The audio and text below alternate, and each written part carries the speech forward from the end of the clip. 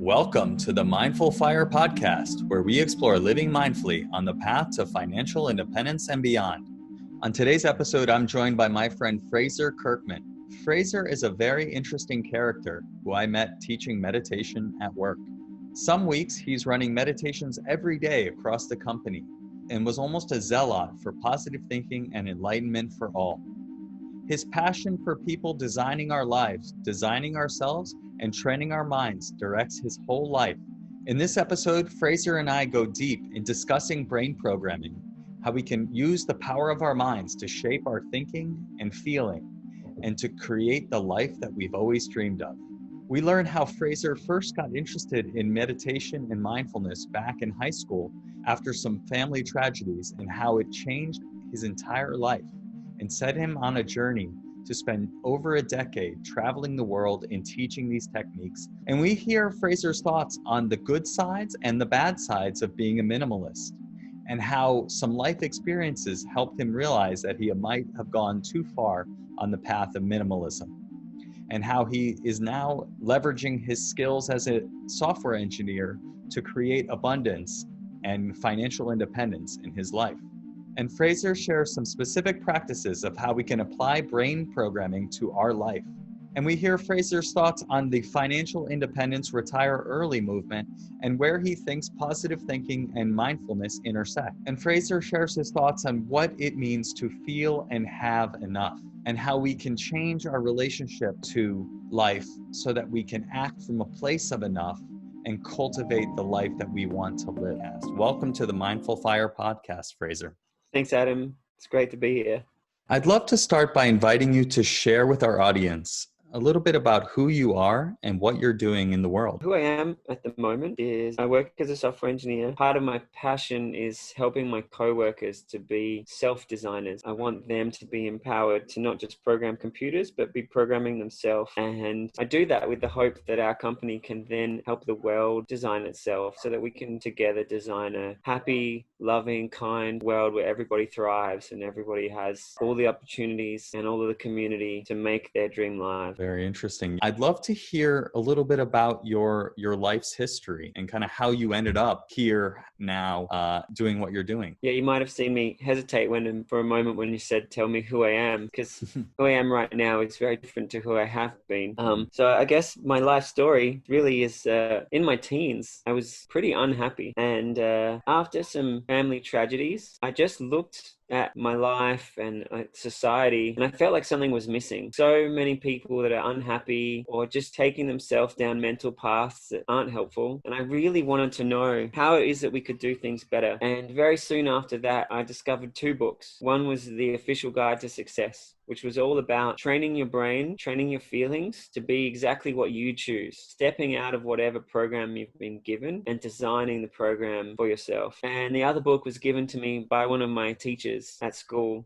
He heard about the tragedies and he thought it would be helpful. And I don't remember the exact book, but it was a book about mindfulness meditation, that we can learn to watch our mind very carefully and still unhelpful thoughts and become present to however we choose to be in each moment. The book also had a compassion meditation, which drastically transformed me. It was inspired by the vision that we could have a world where everybody cares deeply for each other and we're all driven by love. And so I did that meditation every day for a while and tried to embody that and felt what it is like to be guided by love and caring all the time. So yeah, I think those three pillars kind of shaped who I became: designing myself with happiness and confidence and positivity, being mindful to watch carefully how I actually am living, and to be guided by love and kindness. So I designed myself to thrive for my last couple of years of school, and then same at university, getting top of some of my subjects and like really great grades in basically all of them. And I was running positivity clubs and on the board of a bunch of other clubs. And I had this vision that we could have a secular, positive, global movement, similar to how religions were so part of people's lives in the past. I wanted a movement where everybody felt devoted to the planet and to humanity and to helping each other thrive, and wanted wanted to create these centers across the world where people always knew where they could go to be cheered up, to be coached, to find like-minded people. And my plan was to just go and start teaching these classes and hope that a movement would grow around it. And I had friends and relatives saying, hey, don't just go and teach classes.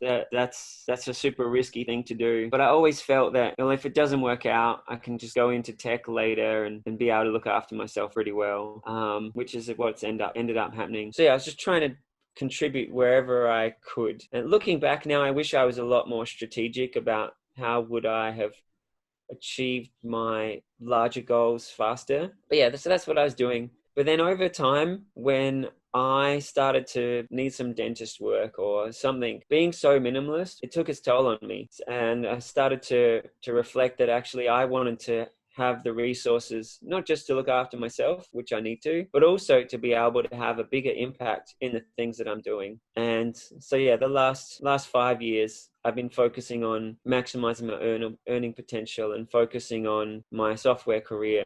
And at the same time, trying to be a positive impact on the 2 companies I've worked for. Yeah, so that's been my journey. Very cool. Very cool. So it sounds like this first was introduced to you, these ideas of positive thinking and designing your mind through being intentional and positive thinking, that really came to you through those 2 books that you discovered or were given to you in high school? Yeah, after that, I became so excited about what other amazing ways there are to train our minds. So the book, Official Guide to Success, said, visualize 3 times a day, intently and full of positive feelings who you want to be. So I trained myself to be confident, to enjoy my classes at school, to have a great memory. My grades just went from close to fail to close to perfect. I started getting invited to lots of parties, started dancing. I used to be really uncoordinated, and suddenly I was a lot better at sport. I'd imagined being a lot better and trained myself to be good. So that just made me feel way more confident and more fun. Yeah, so I'd redesigned who I was. And that was amazing to see over the course of some months,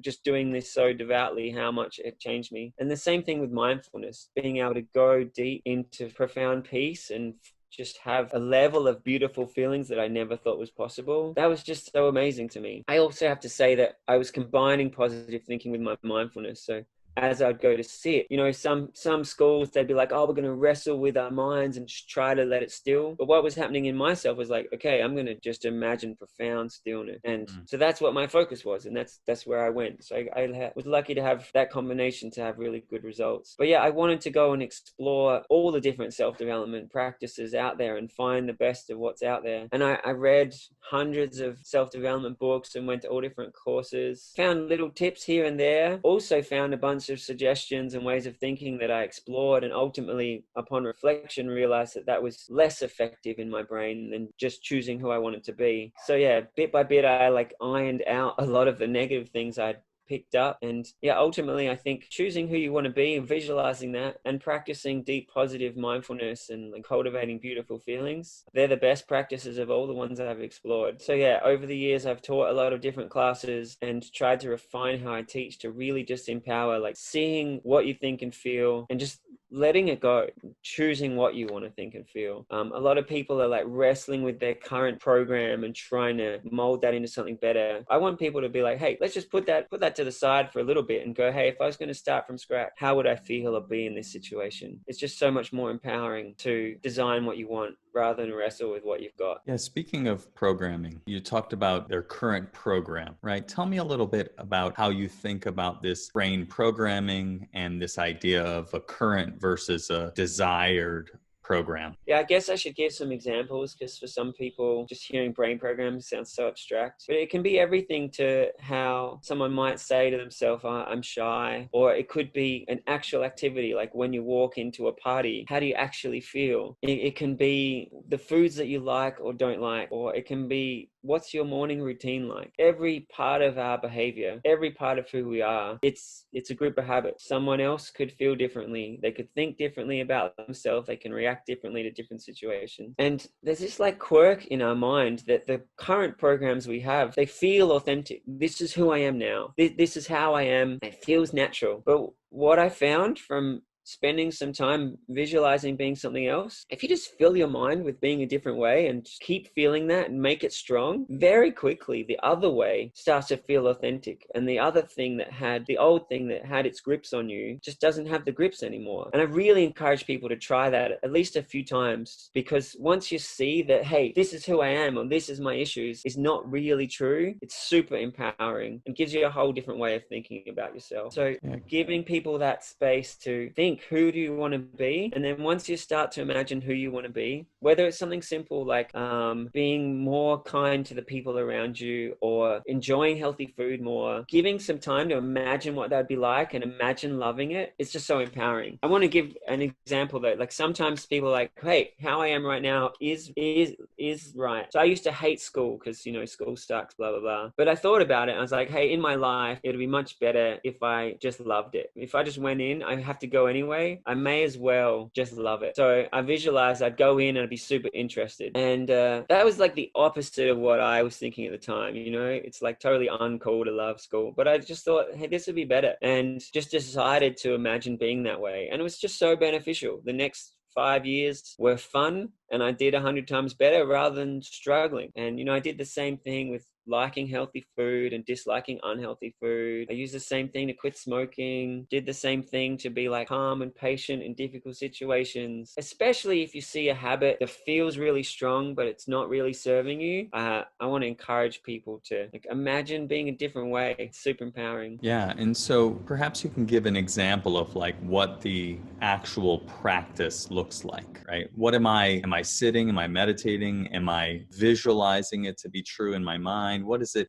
look like so people can make it real for themselves? Totally. So let's just say I wanted to be just more confident and happy in general. I've found the easiest way to get started is to turn that into a statement, just so that you have this anchor. So people's current programs, they often tell you, they're like, oh, I'm shy in those situations, or oh, I'm no good at that thing. So if you can phrase the new program as like a natural thing you'd say, like, I feel great at parties and I'm totally peaceful with everybody. So you come up with this statement that's like the positive thing you want. And I say the positive thing you want because if I'd been saying to myself, I'm not shy, like my brain's still kind of practicing and thinking about shyness. So you want to create the statement that is creating exactly how you want to be. I feel confident and peaceful and happy. So I wrote it out just once on a big card. I've seen other people, they'll write it a lot of times. I see other people set up a thing on their computer or their phone to flash it to themselves. But yeah, so I'd have this card, and 3 times a day I'd read the card, I'd say it a few times, and I'd start to meditate on it. So I feel confident and ease, and I'd start to imagine what that would feel like. And so at the start I was super shy, so it was kind of hard for the first few days to imagine what it'd be like to be confident, but I kind of built it in my mind what that would feel like. And then once you start feeling it, you're like, yeah, this is great. So then you can feel it more. So yeah, you're saying it to yourself, you're building up the feeling, and then you're also practicing it in as many different ways in your mind as possible. So I'd imagine like jumping into a party. I'd imagine being in a group conversation, just feeling really expressive. I'd go through and practice what it was to live this thing. And then I'd also start to change my attitudes. I had some attitudes that empowered being shy, like the reasons people are judgmental or the reasons I suck. And so as I'm doing positive thinking, I start to also create the perspectives and attitudes of why it's great to be confident. People love it when you're at ease. It makes them feel at ease. So start with the statement, build the feeling, practice how it is, and then let it filter through and fill up your attitudes and all the different parts of you. And yeah, I said 3 times a day and make it epic, because everything I just said, it sounds kind of big, but if you just do it regularly and just try to feel great when you do it, it happens more and more, and it fills up your mind and it transforms who you are. Yeah, so it sounds like you're making the statement, right? Crafting a statement that is positive, and then practicing seeing that statement being true, seeing yourself in various situations where it is true, practicing the feelings that you imagine yourself feeling in those situations, and the thoughts that would associate, the attitudes that would associate with that statement. For some people, it's going to be easier to imagine the feeling first. And for some people, it's going to be easier to think about how they'll act first. But I really think you got to do both. Like, it's got to feel the way you want to feel in the situation, and you've got to see how you're going to apply it. I kind of laughed a little bit when you were talking about the importance of it being a positive statement, right? And not, I'm not shy, because then you're thinking about being shy, right? And I was laughing because it's like talking to my almost 2-year-old son, right? Don't go in the street. Don't touch that. All he hears is go in the street. Go there. Touch it. Go in the street. And it's funny. And it's funny because the other day you said when we were talking that you thought that we should treat ourselves like we're little babies and treat everyone we interact with like we would treat a little baby. I know you have a little one as well. And so maybe talk a little bit about that for a moment. I want to clarify. I didn't say treat them like little babies. I said the same kind of care and sweetness that you'd put into a kid, give that to yourself. But I think you really clarified a point, like being careful with your words to little kids makes sense. And I think being careful with the words to ourselves and the words to other adults also makes sense. Yeah. And even in the time that we've known each other and we've talked about this idea of these statements, or the way I call them is affirmations, right? And I was telling you that I had this affirmation for, I don't worry about doing things right or wrong. I just take action, which leads to learning, progress, and growth. Mm-hmm. And I'd been saying that for years and it served me quite well. But at the same time, you helped me realize that I was saying, I don't worry about doing things right or wrong. At the same time, I'm putting that in my mind. I'm creating the thoughts of worry, of right and doing things right and wrong. And so I've kind of pulled that part out and focused on the I take action, which leads to learning, progress, and growth, which are the things that I want. And I've seen a lot of action. You know, I was procrastinating a lot on the last episode, and I started practicing this idea, and I took action, I got it out there, and I felt great about it. And these things just reinforce. And so it's really, I think, worth doubling back on this idea of the positive beliefs or thoughts or affirmations that we want.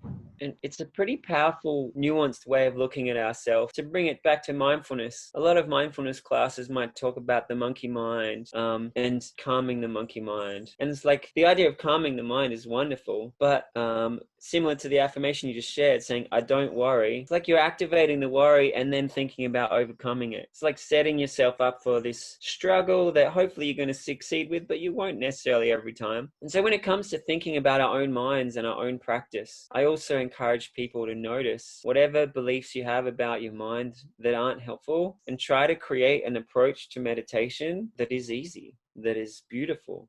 Like, what is deep stillness like? What is it like to watch thoughts that don't help you and just let them go straight away, deeply and completely? It's coming to me that the program that I have had, my current programming is and was around this idea of there's a right way to do things and I'm not doing it that way. And so in this affirmation, I wanted to overcome that and change it. But I think what you're saying is just set that old programming aside and focus on the program that I want to be living and running in my mind, which is I just take action. I'm curious. I'm excited to learn. I'm excited to grow. And so focus on that and set the other program aside. Absolutely. You know, I mentioned that there were so many ways that I transformed myself, and I've continued to go with this practice through my life and making things better as I go. And sometimes I'll get stuck on something, and I see there's sometimes where I've struggled with brain programming with it. And basically every time that's happened, I notice what I'm doing is I'm trying to have a program that's overcoming the problem. And I think so many people, even if they're not aware of brain programming, they're like struggling with themselves. Like they're thinking about the problem and trying to be better. And yeah, just to drop that and just go, hey, what would I like? Just forget about that other thing. What would it feel like if I was just what I wanted to be? And if I look at the years that I've done that, sometimes when I'm like, yeah, this would be awesome. And then if the thought creeps up of like, oh yeah, it's sort of overcoming the old thing. If I let myself think more about, hey, this thing's changing that old thing, I'm still giving mental space to that old thing, and it's been slower or harder. The times where it's been the easiest and the best is when I just totally immerse myself in what it is I want.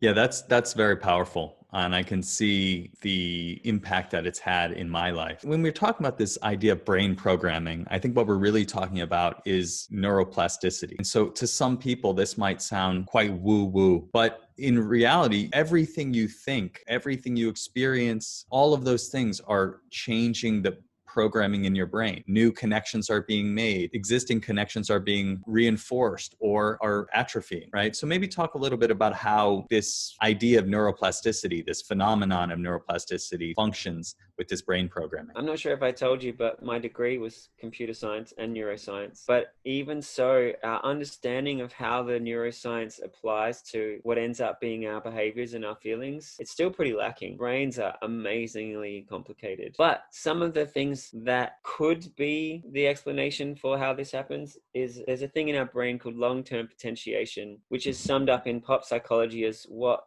fires together, wires together. So if you take a little kid and they touch a fire and it hurts, their body learns that fire and pain go together. If you take a clamshell and you touch it, it'll pull away automatically. But if you do it enough times without hurting it, it learns that the way you're touching it is not a problem. And so it changes its instinctual reaction. Yeah, if people want to look up long-term potentiation and see how the nerves have that system, go ahead. So if you imagine across your whole brain, trillions of connections, and you can see how learning to have a certain habit in some way is just a bunch of different things wiring together. There's this feeling, there's this behavior, as in the way I move, there's this way of speaking, there's this way of thinking. They all kind of wire up. In this context, I have this set of neuronal reactions, which turns into this set of emotions and behaviors. So brain programming, as we said it, is wiring up to have a different set of reactions and feelings and thoughts in response to different stimuluses. And stimuluses aren't just the things around us. Our own thought can stimulate certain things. You know, people can make themselves scared thinking of what might happen. So we're not just programming ourselves that we respond well to what's around us, we're also creating the architecture of our mind. Like, what are the kind of thoughts we have that lead to more and more helpful thoughts? But yeah, there's other metaphors, other ways of approaching it. I love brain programming because as a software engineer, I see you change some code and boom, the thing behaves differently. And visualizing something, you might need to do it for a couple of weeks or a month, but if you just skip that little bit of time, you have just rewritten the program and then you behave differently. So I love that metaphor. But there's a lot of other metaphors. You know, Adam, you said affirmations. And some groups, they believe that our inner self is already awesome. So you're just affirming who it is. I am confidence, just letting your real confident self out. I don't actually believe that. I think we're just all plastic and transformative. But if someone does believe that their inner self is awesome and they're just giving that some space to be great, I think that's a pretty good mental construct to be able to step into feeling confident or be able to step into whatever it is they're affirming. So affirmations is another way of approaching it. Some people think of it as like redecorating our mental architecture. As you visualize yourself being a different way, you're like painting onto your internal canvas. Some people think of it as mental architecture, like you're building different structures in your mind. So whichever metaphor works for you, I think that's great. And I hope anyone who's being mindful and they start to look at themselves through the day, you'll see all the different current mind programs you have or current mental decoration you have. What is it that you're thinking and feeling?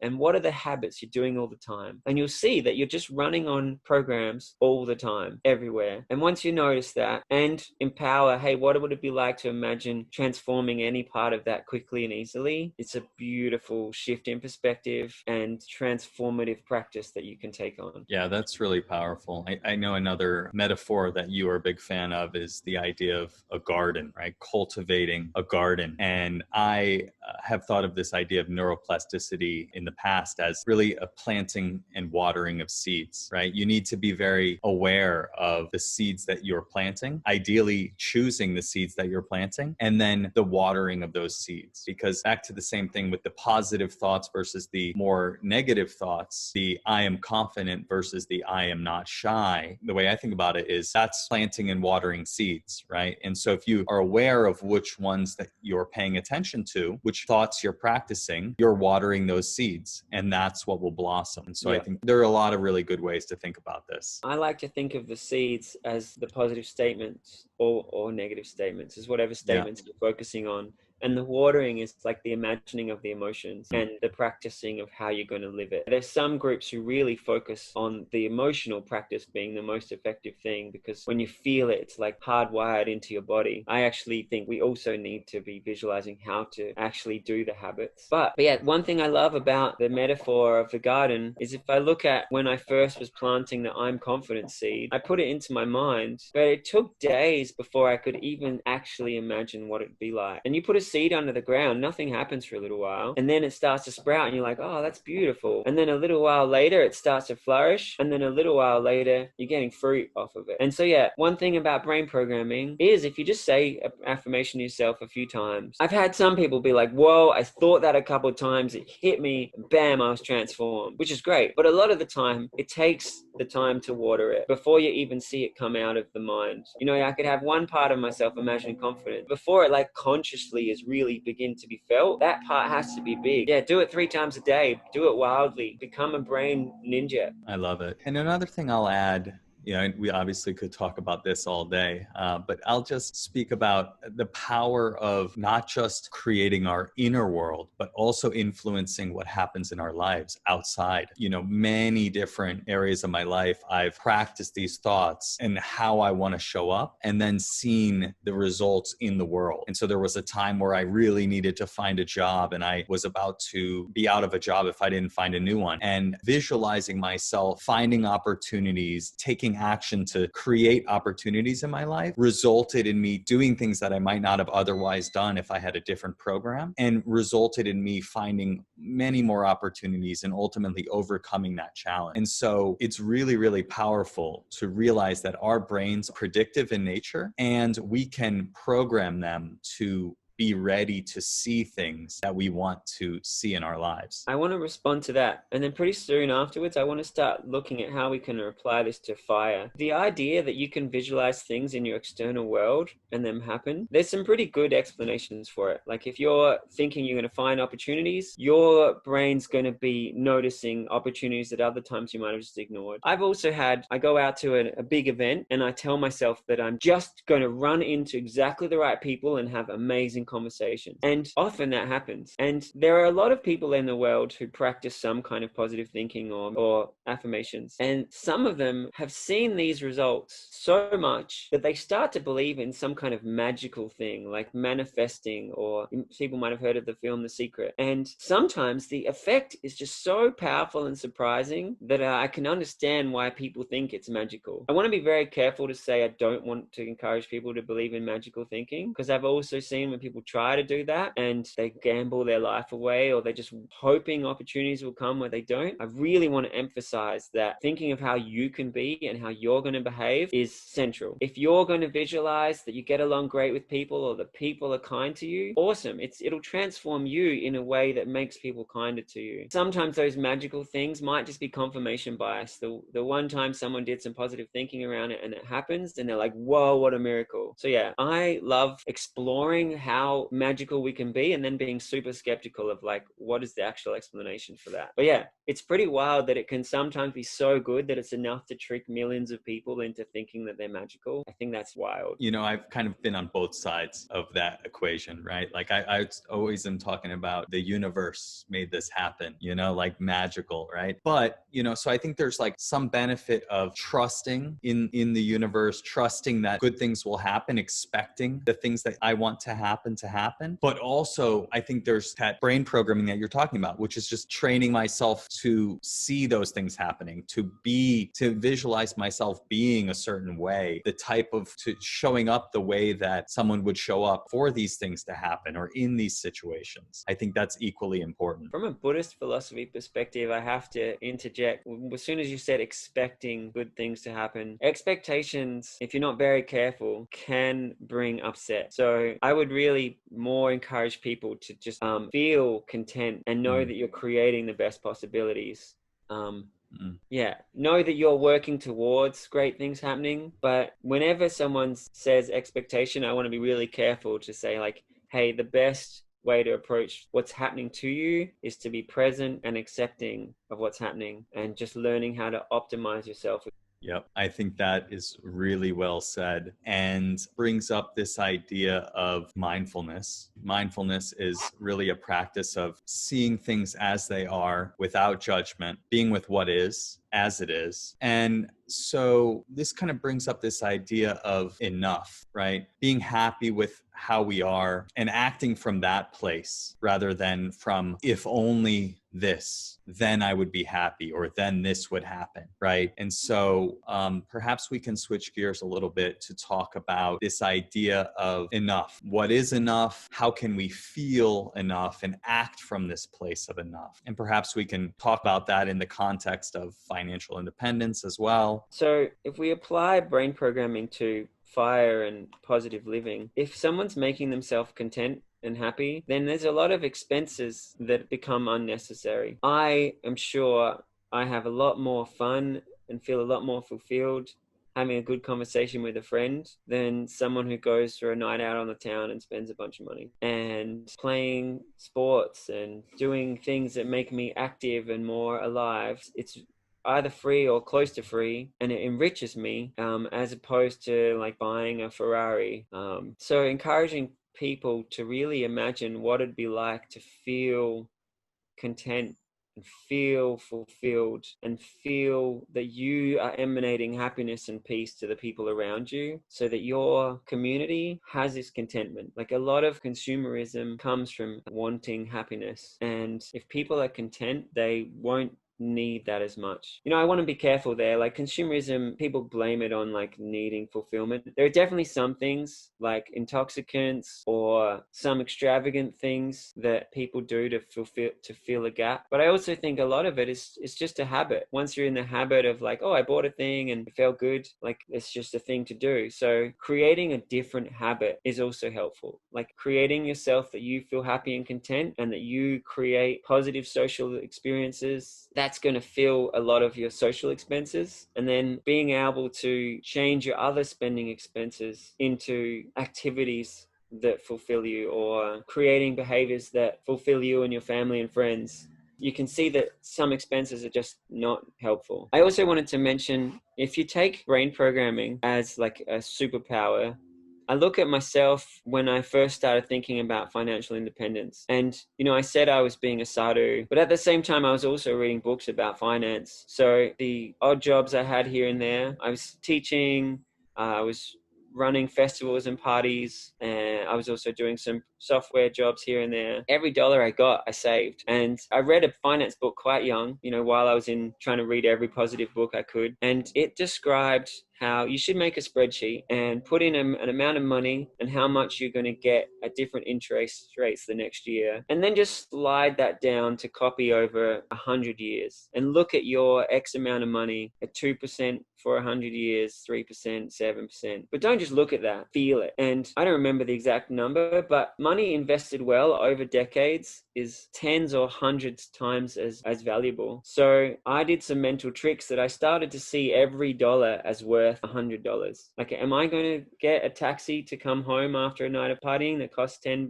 But actually, it costs my future self $1,000. I'm definitely going to run home. So I'd run home after going out partying. And yeah, letting yourself internalize different perspectives to help yourself have a perspective that's helpful, that's really great. I also want to be careful. Like, I'm sure there's sometimes I was more stingy than helpful. There's some expenses that speed you up, that make you achieve your goals better. So I think every expense we take, you should ask yourself, is this helping me be more valuable? Everything you buy should be going up in value. If something's going to be going down in value, it's a waste of money. If you have this perspective that everything that comes to you is going to continue to grow, then you're bound to be more financially stable than if you have money just leaking out of you. So even though I was only earning a little bit, spending so much of my time helping other people, what I got, I invested. And compared to working in tech, it ended up being pretty minuscule, but I definitely ended up with a lot more than I had ever earned. And I'm sure that comes from seeing the value of money and treating it preciously. Yeah, it's funny you mentioned that idea of seeing every dollar you spend as $100 for your future self. I used to think about it as $10 to my future self, or $10 in retirement is what I would say. And I think that's a really helpful way of thinking about things. Whether it's 10 or 100 doesn't really matter, right? But it's the idea that if I buy this thing now, 30 years from now, I'm going to have forgotten about this thing.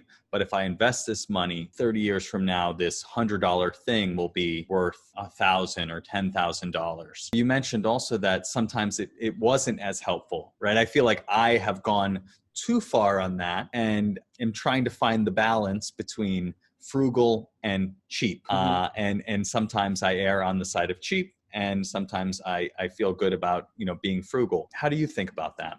You can ask yourself if the thing you're going to buy, is it going to save you more time than it costs? Is it going to help you earn more it costs? And I want to humanize that a little bit. If it's going to fill your family with more love, and then your children or your partner are going to be able to thrive more, think about the value of that. Like, is it going to be adding more value than it costs? That's helpful. And you mentioned buying things only that go up in value, not spending money on things that go down in value. Can you talk a little bit more about that and provide some examples? So when I was young, I had decided property was the way to go. So I saved everything I could. And it's the moment I could afford the smallest amount of a down payment, I bought a place, and I was sharing it with others, and the rent from the other people made it that I could afford to reach the mortgage. But then over the years, the rent went up and the mortgage went down, and the property becomes net profitable. I don't want to advise people that property is the way to go, but there's definitely investments out there that are worth putting your money into. So that's an example of something that has gone up in value, but you also mentioned not spending money on things that go down in value. So for example, if you're going to get a car, there are people who buy fancy cars because they think it feels good. I think that's just a waste of money. Yeah, you need to take into account the expense, like things will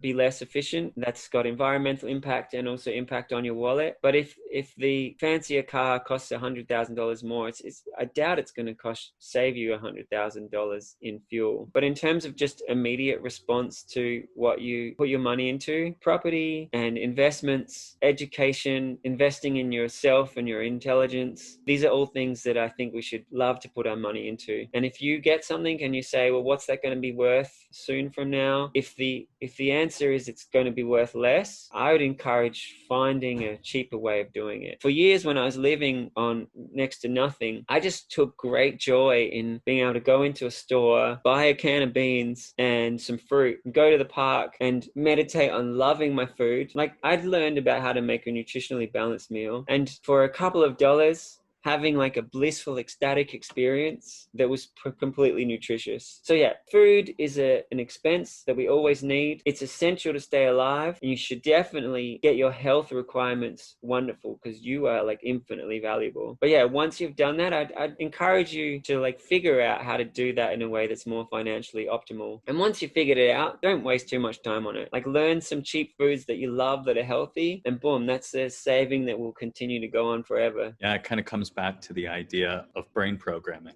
right? Programming yourself to love healthy food, not to need all of the fancy meals out and the fancy ingredients all the time. Maybe sometimes it's a treat, but I think that's an area where I could improve. I love eating. I love eating unhealthy food mostly. And so I could use some brain programming on. I love eating healthy food. Exactly. Learning to love food. My whole body feels alive and vibrant. It's blissful. I love it. Yeah, learning, like focusing on the positive aspects of loving to eat healthy food. And then when I do eat healthy, really savoring the feeling of feeling good and associating that with the healthy food just to reinforce those beliefs. Maybe I'll practice on that. I'm glad you emphasize the healthiness, because I was actually just meaning I was focusing on loving the flavors and just enjoying the moment. But yeah, I had also programmed myself to love healthy food. Yeah, so let's talk a little bit more about that 10 years or so that you traveled around teaching these techniques to people. And I believe you were living on just about $10,000 or less a year. Is that what you told me? Yeah. So I traveled the world. I made my travels when I'd go from continent to continent. That would only happen every few years because flights are expensive and the environmental impact is pretty huge. And then as I'd move around, I would go when someone would be in the city where I was teaching meditation, and they'd say, "Hey, I'm about to travel here and I'd love you to come and teach my community for a little while." And I'd go with them. So bit by bit, I made my way across the world, just teaching as I traveled. And often I'd have an event and the people hosting would have food. And so, yeah, my expenses were kind of next to nothing. People would host me as I'd teach their friends and family. There's a wonderful website called Couchsurfing, which are people who want to host travelers. They value hearing amazing stories and sharing experiences together. So I had tour guides wherever I'd go, and I'd be able to share some positivity and kindness. When I'd go somewhere, I'd immediately be with a local. So then I'd be meeting locals and doing local activities with them. So I got to really see inside a lot of different cultures. It's a priceless experience, and I just feel so blessed that I got to have these experiences without needing to spend a lot of money. I don't think I could have even spent the money to have those experiences. I think you're right. Yeah, that sounds pretty wonderful. And so how did you find these people that were hosting, that wanted you to come and teach meditation to them or their group? Well, I'd start off like putting signs up in community centers, and then sometimes that would just blossom. There'd be just more and more events happening. People would invite me, people would bring their friends, and I'd be on a flow for a while. Someone would take me to a city where there'd be a bunch of people who'd want to do it with their network. And then other times the flow would dry up, and then I'd have to start advertising again. And sometimes I'd go to a place and unexpectedly hundreds of people would be coming to the classes. And other times I'd go to a place and I'd be promoting it like wild, and very few people would come. It was just really up in the air. But I had this aesthetic of promoting it in cheap ways. I never had any marketing. It was always just me making a poster or putting some things up on social media. And looking back, I wish that I had the budget to make it look flashy and help people see the benefit that these classes would have, not just word of mouth. I also want to say that early on in my path, I thought to myself, hey, it's super risky doing everything for free, and I hope that these communities will arise and will be making movies to change the world and running courses for world leaders who can easily afford to give us happy, fulfilling financial lives. But if that doesn't come to fruition, I know I'll be able to fall back on the tech career. So as I'm saying, going out and being selfless, I definitely want to say to people, hey, it is super risky. If I hadn't had this option, right now, things would have gotten a lot harder.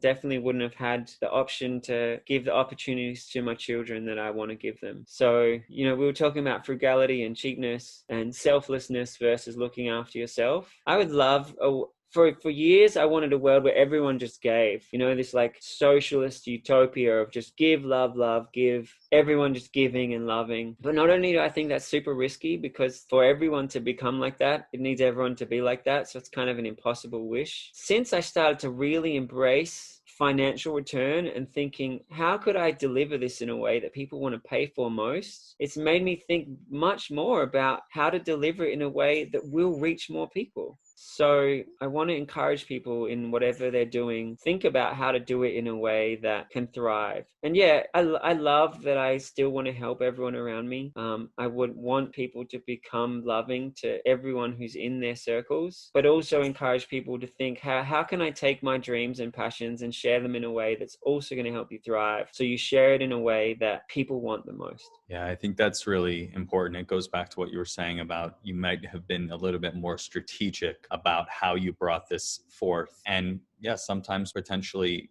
getting paid or doing it in a way that perhaps maybe for companies or large organizations or governments in ways that you can make some money might also empower others to bring it forth even more than you might be able to do it if you were just doing it in kind of a grassroots way. So that's pretty interesting. So right now, my current approach is I'm spending all my personal development time within my company, just offering it to help build the culture of the company. Building an app for personal development, and that should come out soonish. But my approach to coaching outside of the company is I plan to do coaching with people who can definitely afford it. And my wife and I are looking at setting up officially a not-for-profit so that we can give these classes to underprivileged communities just to help them, because that's what I want to do. And if someone can easily afford things that will help them thrive, I think it's totally okay for them to give you money. Like, they're getting much more value out of it. And giving Absolutely. to communities where the financial value will come to them later, I think then it's beautiful to be able to just like give to them and to receive kindness and love back. Absolutely. Yeah, I think that's a powerful model. So let's talk a little bit about the FIRE movement, right? This podcast really aims to look at the intersection between mindfulness and financial independence, retire early, living intentionally, designing the life that you want to live. And that's what we've been talking about a lot so far. Would love to hear your thoughts on FIRE, financial independence, retire early.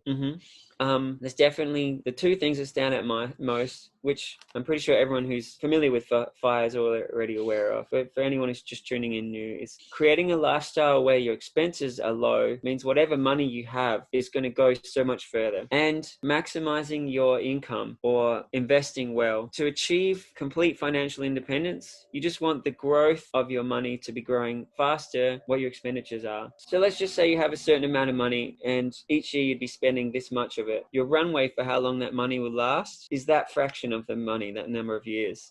So if you can be happy and fulfilled spending half as much, your runway becomes twice as long. But that's not taking into account investing this money and having this money grow. So if this money is growing and you're spending less, your runway gets longer and longer. And if the amount that your money is growing becomes bigger than what you're expending, then your runway becomes forever. So getting to that point of having enough invested and growing it faster than you're spending gives you a point of total freedom. And so encouraging people to really think about being super happy frugally and how do you maximize your income potential.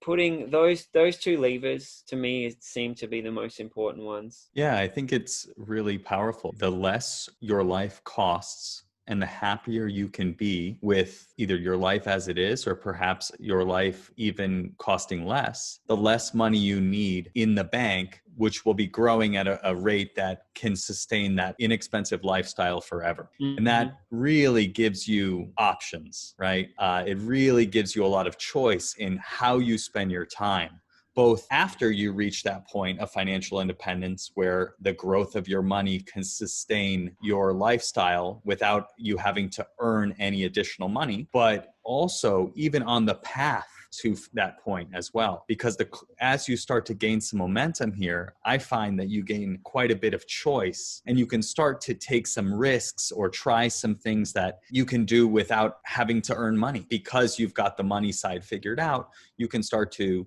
try things and experiment with things to see if they're meaningful to you, if they're aligned with your purpose and things like that. Would love to hear your thoughts on that freedom, that once you got the money side figured out, what is possible in terms of designing your life, both after you reach that point and then again, also along the way. So I was at that point. I was traveling the world, doing whatever I felt driven to do. But then surprise expenses came up. I wasn't thinking about medical expenses. I was fit and healthy. And I also wanted to have the money to do the projects I want to do for the world. Or maybe someone doesn't have their own project they want to do, but at some point they might have a cause they want to support. So I actually want to encourage people to also think about growing or earning as much as possible as a gift to your grandkids or as a gift to a cause you really care about, or to empower yourself in surprises. So yeah, for my absolutely minimalist lifestyle, I was already there in FIRE for years, but life changes. So that's why I really want to emphasize it. But yeah, in terms of the freedom, like I said, I spent a decade just traveling the world, just meeting people and going to all kinds of events. And another attitude I had that was FIRE related is I loved going to festivals, but I didn't want to be just a punter who paid for the ticket. So anything I wanted to go to, I'd write to them and say, hey, can I be on the team? And I'd come in and I'd run some classes there, or I'd help like design and decorate stages, or I'd be at the gate like welcoming people and making people feel excited for the festival. So I kind of had like VIP tickets to loads of events that I thought were great. You spend a bit of time helping, and I only really did the roles that I thought would be super fun, like where I got to engage with a lot of people and got to be creative and make something awesome. And then once you've done that bit of work, you're then part of this amazing festival and you get like free entry. So I probably went to like tens of thousands of dollars worth of festivals and it cost me nothing. So that was, I mean, it cost me time.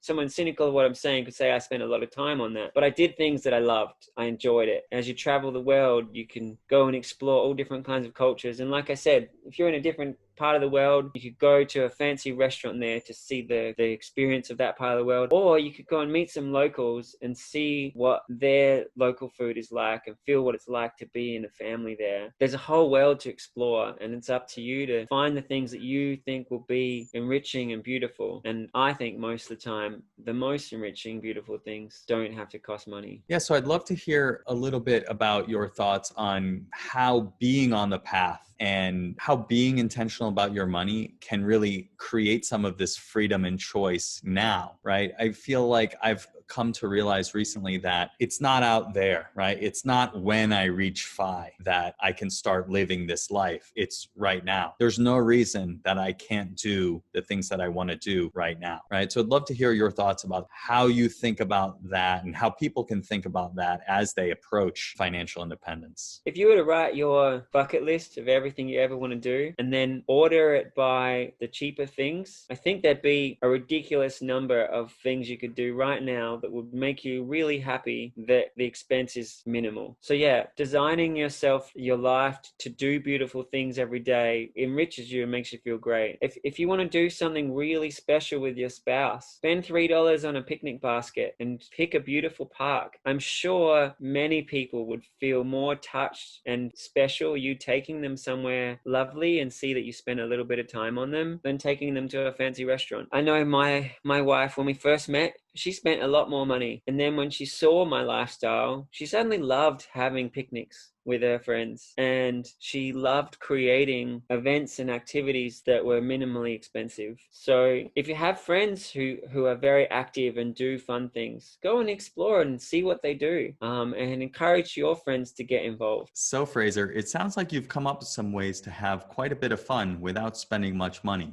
Can you tell me a little bit about that? One of my favorite things has been intentionally creating positive events like picnics or going out in nature, but actually running meditations or running laughter clubs or running positive thinking clubs or think tanks, or going to events where people give presentations about their biggest passions. Things where you can help each other be better are awesome. So I mentioned going to presentation nights. There's some great things in the Bay that I love to go to, but I've personally run a lot of meditations or laughter sessions. And not only is it good because it's like fun or you feel this positive feeling, but when you do it regularly, you not only have your friends becoming more positive, but they'll bring more people who are interested in mindfulness or interested in growing as a person in the kind of ways you like to grow. So it builds community beyond just the friends you have right now. You get to meet a lot of like-minded people and bring them together regularly. And so I've really loved that as an activity and the community that comes along with it. And, you know, if I think about where I lived before I was in the States, we had a couple of hundred people, a few, maybe 10 or 20 regulars, and a couple of hundred who would come every now and then to these events. And there was a real sense of like, hey, this was the positive awesomeness group. And it was just great whenever we saw anyone from there out and about, and we'd all get together pretty regularly and we'd have these positive events, but we'd also have parties of the community. And I still get messages from people, you know, it's a few years since I left there, that it's been a huge positive impact on their life and transformed how they see things. So not only is it great at time, but it's this ongoing positive thing that stays with you and stays with other people. So that's super nice. So yeah, I definitely encourage everybody, even if you haven't guided meditations before, just try it. Like create a space and say, hey, let's take a moment of peace, or let's talk about some awesome thing that you're passionate about. And it only gets better and better the more you do it. And so in terms of like practically setting this up, would you say just like mention it to a couple of friends,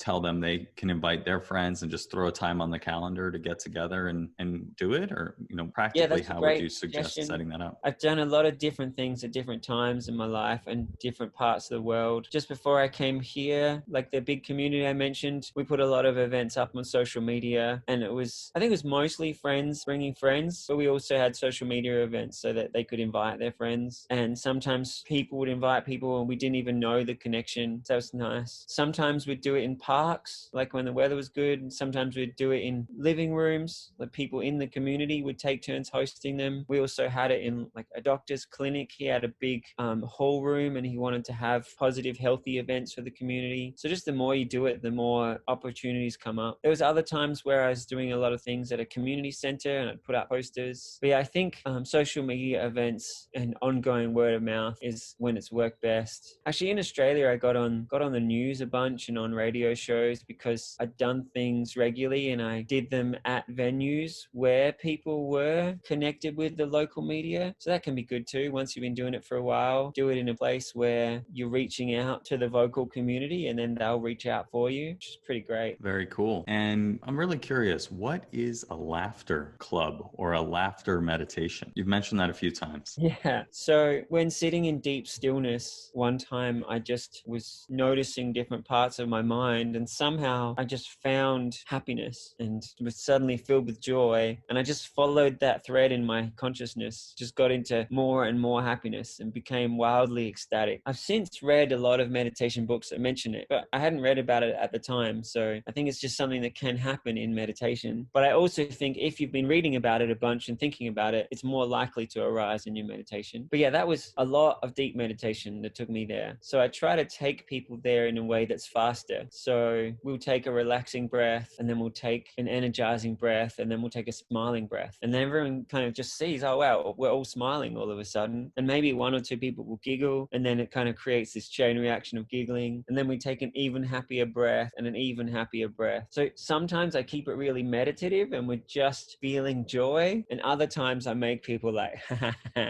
like laugh at each other, which might look a little silly, but when you've been meditating on joy, it's suddenly this like kickstart into more joy and your brain realizes, hey, wow, we can just make ourselves really happy. And we've got a bunch of different like games that get people into more happiness. And yeah, you just get into a frenzy of happiness for half an hour, or I think my record was 3.5 hours. That was in Norway. And I said to the group, somehow the way I set it up or the dynamic of the group makes it really different every time. That time I just took us into meditation and somehow set it up that every happy sound you hear will just make you 10 times happier. And I think there was one person who had a particularly hilarious laugh. And so we were just in hysterics. And every time the group calmed down, they would just explode with laughter again, which would kick everybody off. And yeah, for like 3.5 hours, we were all just in hysterics. That was pretty awesome. Sounds pretty fun. I love guiding laughter meditations. It's one of my favorite things to do. I can't wait to join one of your laughter meditations, maybe at work one of these days. Yeah, I've run a bunch at work. Oh, yeah? Yeah, it was fun.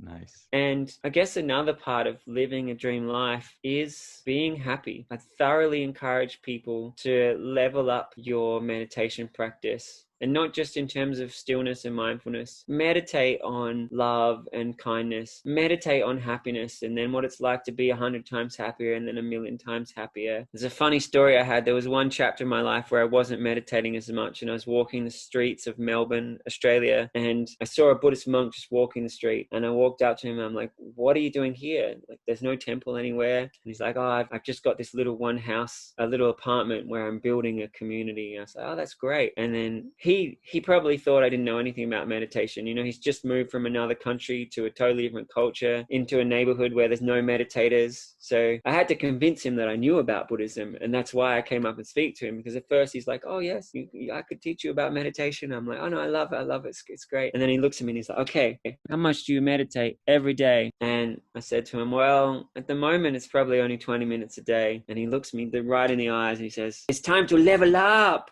You must meditate 1 hour a day. That's great. it was so unexpected for him to to say that. It's like stuck with me for years. More time in deep meditation, amazing things can happen, but also doing positive brain training on happiness and ecstaticness. See yourself feeling fun, see yourself feeling confident, see yourself having the energy to go out and do things that you love and explore new activities. Yeah, create a rich, enriching life for yourself and the people you care about. Yeah, I also want to say, like, some people could hear that and be like, oh, that sounds like work. Like, if that's how you respond to that, spend some time imagining that you just feel this drive to make your life enriching. Brain programming goes through all the levels, like it's turtles all the ways down. So like wherever you see you transforming yourself would make things easier and happier, make it that whatever you are working on, that you love it, that it's happy, that it's invigorating. Program yourself that you are this fountain of joy and fun and positivity. Or if those words don't resonate with you,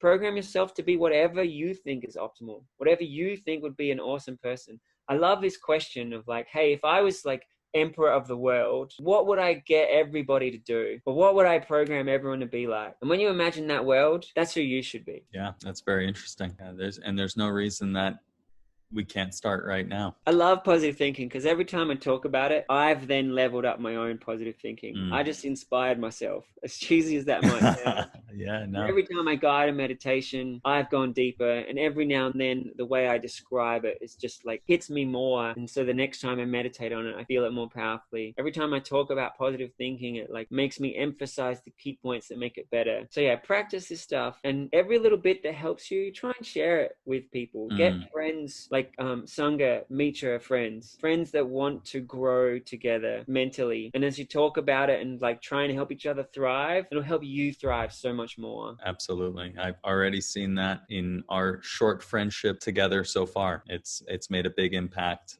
for me, and hopefully has helped you as well. Absolutely. Yeah. So let's switch gears. I want to ask you a question about, I've been exploring this idea of what is enough and feeling enough and acting from this place of sufficiency. And so would love to hear your thoughts on how I might practice feeling enough and reprogramming my mind to feel and act from a place of enough in all areas of my life. And so taking this concept of brain programming, would love to hear your thoughts on what that practice might look like for me. So it's an abstract concept. Being enough or not enough is not a reality. It's a label that you're putting over things. So if feeling enough is an antidote to someone else making you feel not enough, maybe I would step out of that and say, well, how do you actually want to feel? And if feeling enough, it actually means something really vivid for you, perhaps it's the feeling of having resources to give, or maybe it means it's the way you describe feeling content and joyful right in this moment. I would translate it from the abstract word to the specific things it means for you. And then each one of those things that you think of,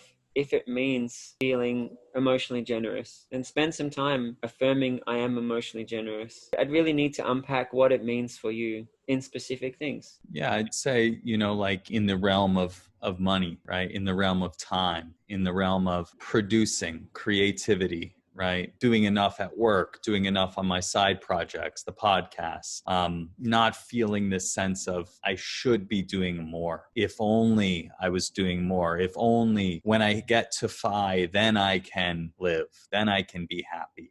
That's kind of, I feel that quite a bit. That's where the cheapness comes from. Even though I have more money than I had 10 years ago, 5 years ago, it's been more in my mind, I guess, because I'm on this path to financial independence. So I think about it more, and it kind of produces a little bit of scarcity, or maybe a lot of scarcity. So I want to be careful. There was one chapter of my life, I found myself in a very wealthy town, and I was running the classes and had royals and very upper class people, a lot of people coming to my classes with a lot of resources. And I started to feel like, hey, I've made it. Pretty soon this is going to turn around, and my dream of like helping super wealthy people and me being completely supported is going to happen. And so I suddenly started spending a lot more money on making amazing food for everyone who was coming, and like really expensive, like gourmet food. And my runway dropped so much in those few months just because I started to feel like, hey, everything's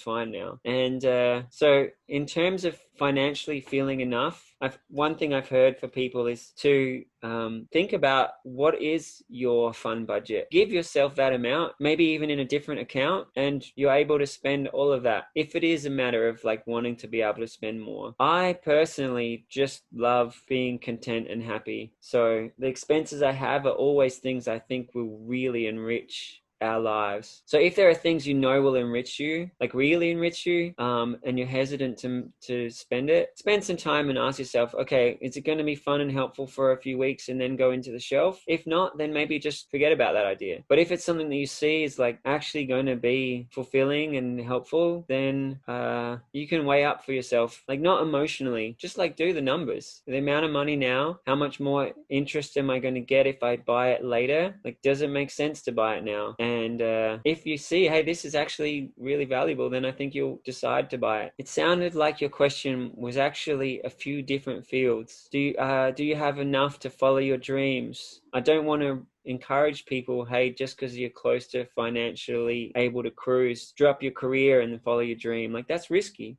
Maybe set yourself to do your side project and do some experiments. If I start offering this service, do people want it? And when that grows big enough that it can replace your other job, or you're close to that, take that little leap. Big leaps are risky. And you can hear stories of people who do it and it worked out, but we don't hear all the stories of the people where it failed. Yeah, no, I think that makes a lot of sense. The idea of experimenting with new ideas or new projects now without needing to be at financial independence, I think is really, really important, right? And is something that I'm trying to do now. One, through the podcast, right? To see, do I like podcasting? Talking to people who teach mindfulness, because I'm very passionate about mindfulness.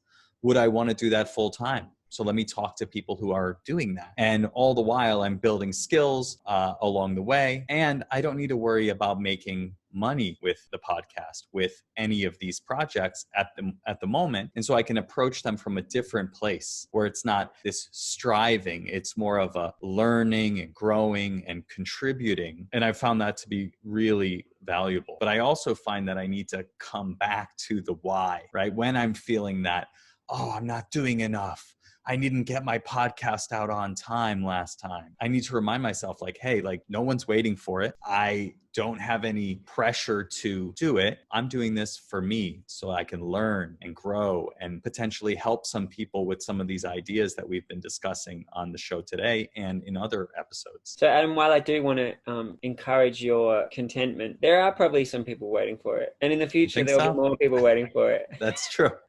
That's true. Don't add the pressure, Frazer. Yeah, but like I said, I don't want to say that in a way of pressure.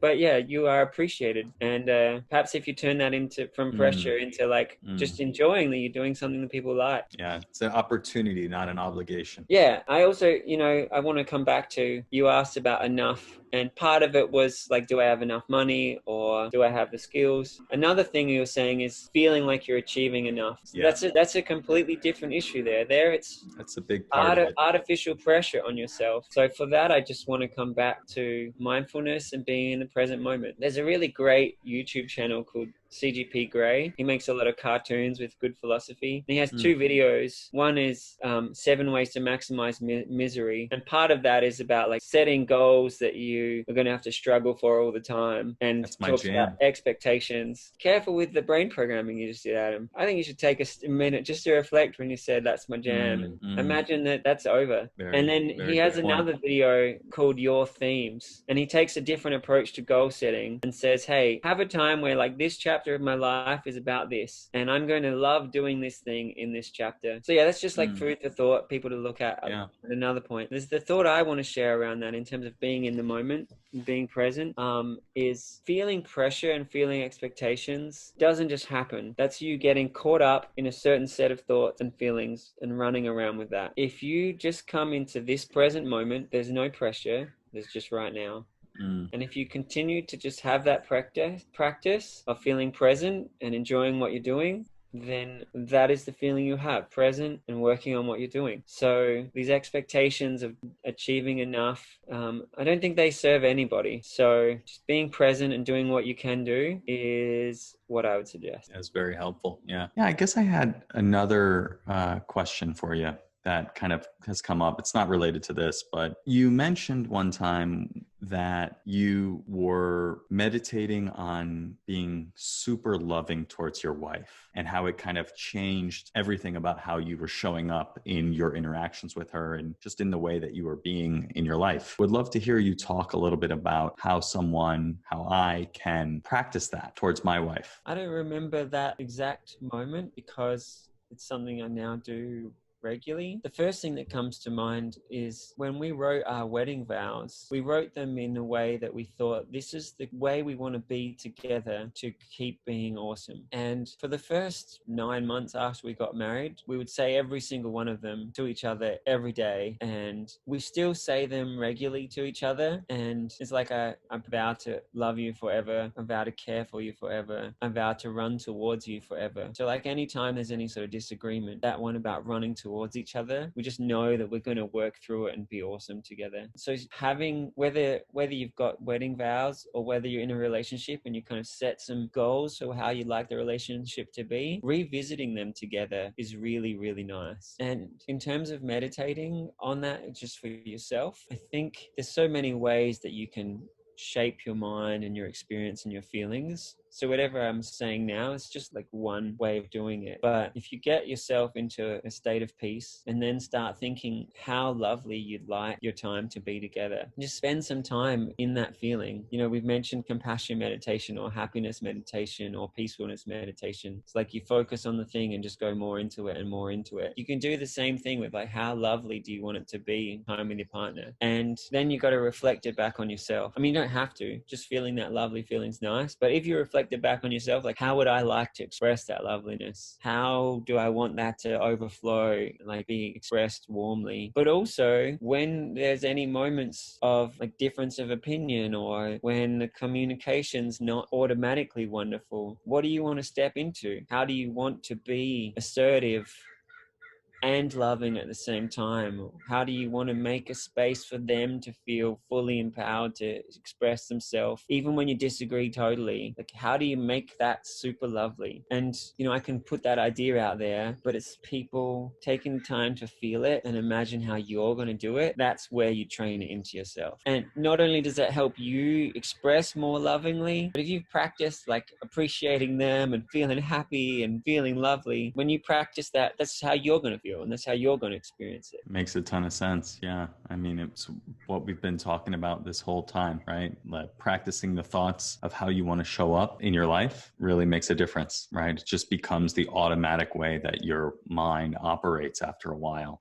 Just like when you are learning something like playing guitar, right? At first, it's very awkward and uncomfortable. And the more you do it, the smoother it becomes and the more automatic it becomes. And so it's a good reminder that this... You get to a point where you can start being creative, like riffing on new things. Like, hey, what if I pull out a bit of infinite love right now and mix in some sweetness? Or, yeah, oh, I heard that philosophy a little while ago. How would I apply that straight away? Your brain feels more confident at playing with these positive ideas when you practice implementing them really strongly and quickly. Very cool. Well, thank you for sharing your thoughts on that. That's really helpful. Anything else you'd like to share before we wrap up? So I mentioned that we share our vows, and I also mentioned meditating for yourself, but actively meditating together can be really awesome. Whether it's like in a hug and it's just a 1-minute meditation about how lovely you'd want to feel, or whether you can sit together and set an intention together. And that can be responding to the moment, like, hey, right now we need a lot more calm, so let's guide calmness together. Or it could be just in general, like we're full of love and joy together. You can also use it, let's say you're going to host a party together. How do you want to be together hosting? Or maybe you're going to buy a house together, or one of you is going for an interview. Like motivating each other to be amazing, supporting each other to be amazing in different circumstances can also be really good. Just feeling like you're there for each other, it's really bonding. It makes a lot of sense. Yeah, very good. Thank you. One other thought about the meditating together. Your Please. partner might not be into meditation at all. So you can phrase it in different ways. Like, hey, what about if in this hug we just take a couple of breaths and just feel good together? And, you know, everyone listening here is really creative. I'm sure you can come up with ways to make a moment that's intentional together and find a way that you both like it. And you can ask them, what do they want to cultivate? What's important to them? Give them a chance for them to describe what they think will enrich your relationship, and for you to just receive it and feel it fully. It doesn't have to be meditation. It's just making that space together to really hear each other and feel each other. Yeah, it sounds like you're saying meet them where they're at, right? If they're not into meditation, doesn't have to be called meditation, doesn't have to be a 20-minute sitting meditation.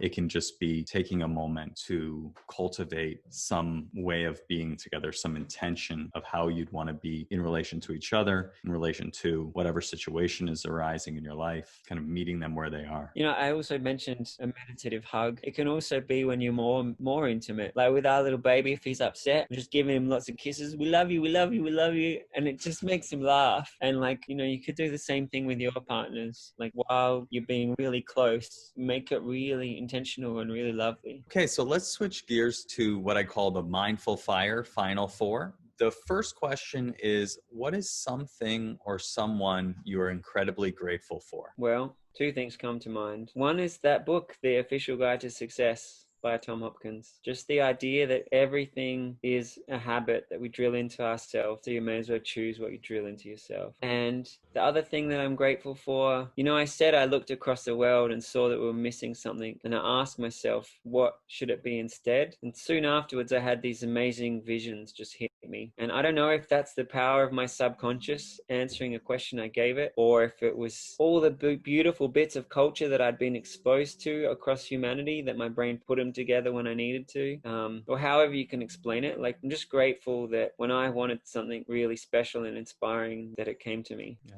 that's great. Thanks for sharing that. The second question is, what advice would you give to someone getting started with meditation and mindfulness? There's a lot of different schools and a lot of different subtle approaches, as well as different descriptions of what's going to happen. Look at all of them as auto-suggestion. If someone's telling you about a monkey mind, don't give that any attention. If someone's talking to you about awareness and peace, focus on that. Make your approach to you training your mind mental training. Every thought you give attention to, every bit of the practice you give attention to, do that. There are schools who try to make it super complex, and sometimes that draws people in because they need to read more to understand the complexity. You know, if you spent the same time just focusing on peace or focusing on how you want to be, you'd get much better results. The next question is, what piece of advice would you give to someone on their path to financial independence? Really value and love resources, money and things, care for them, and really value your moments. Make yourself happy, loving, and craft a mind state that is content and loves life so that you're fulfilled. I don't think financial independence should just be a personal thing. It's you contributing to the world in a way that's beautiful. So you enrich your life, you enrich those around you, and the resources that come your way, you treat them with respect and make the most of them. And you work out how to contribute to the world the most as possible so that you get the most resources to do even more good with. That's great. And the last question is, how can people connect with you online and find more about what you're working on? I wish I had a good answer to that. I'm still working on what my online presence should be like. I have a website, frazerk.net. I have some things on SoundCloud, some meditations on YouTube that I recorded 10 years ago when I was still a spiritual sadhu. Yeah, you could get in touch with me on social media and YouTube and SoundCloud, and they're just going to get better. There'll be more things there over time. Perfect. So I'll include those links in the show notes so people can find those. Thank you so much, Frazer, for being here today with me on the Mindful Fire podcast. It's been a pleasure, Adam. It's great to share, and I also love how I feel more inspired. Me too. Thanks so much. Have a wonderful life, everybody. Thanks so much for joining me today on the Mindful Fire podcast. If you got value from today's episode, please hit subscribe on the podcast player you're listening to this on. or on YouTube if you're watching it on YouTube. This just lets the platforms know that you're getting value from the episodes and you want to be here when we produce additional content. If you're enjoying the show, I'd really appreciate if you could leave me a 5-star review on iTunes, Stitcher, or Apple Podcasts. This will help more people find the message of mindfulness and financial independence. And if you'd like to join our email list and be notified each time I release a new episode, please do so at mindfulfire.org. Thanks so much, and we'll catch you next time.